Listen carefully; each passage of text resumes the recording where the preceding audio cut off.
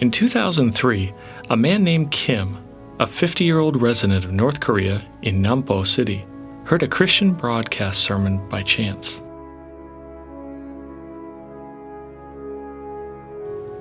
The words and content he heard through the broadcasts were not spoken or allowed in North Korea.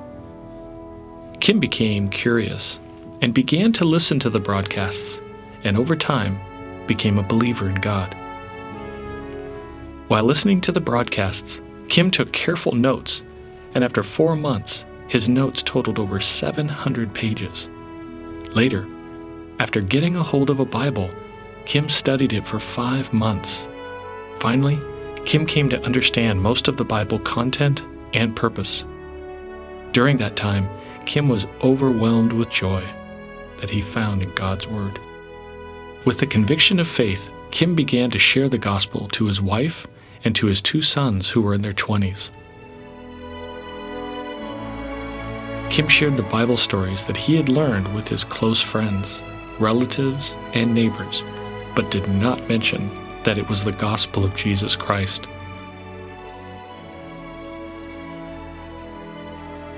But those who heard the Bible were amazed that this kind of truth was told for the first time.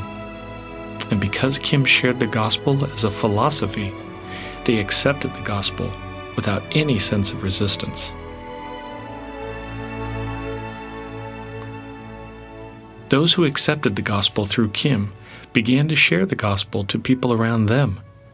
In a few months, the number of Christians in Nampo exceeded 23 people. At this time, Kim confessed that the contents he was sharing were from the Bible. Although, with what they had heard and now believed, they could be shot in public, those who had received the gospel did not abandon their faith, for they had already been deeply immersed in the grace of God. Broadcasting to the masses has had a tremendous impact on evangelism in North Korea. As a result, the number of underground Christians in Nampo exceeds 100 people.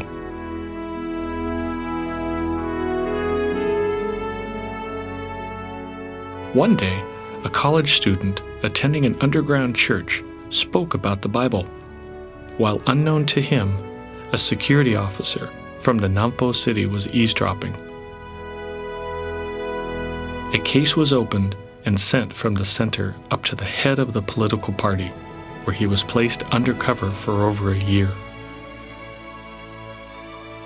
1 year later, after a thorough undercover secret investigation, the entire underground church of Nampo was discovered, and 102 people were arrested at the same time. It is recorded as the biggest underground church cleanup event within the North Korean regime. Although all of the Nampo underground church members were detained in the Nampo security branch, the security officers were surprised at their fearless faith.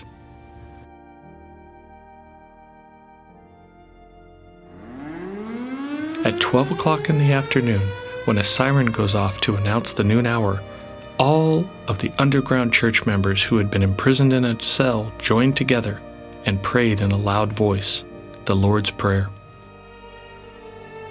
At first, the surprised security personnel tried to stop them by beating them with their rifles until they bled, but their prayers could not be stopped.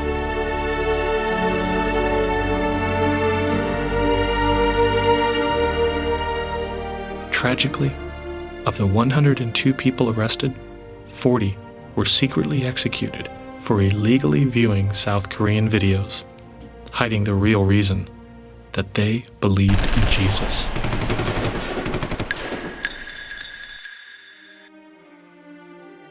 The remaining 62 people were sent to Yodok 15 political prison camp, where even today their fate is unknown. This incident, which took place in April of 2005, shows that the gospel of Christ can reach North Koreans by airwaves without a person physically entering. And it is a practical and effective proof that God's Word has dynamic power to impact North Koreans who are completely closed off to the rest of the free world.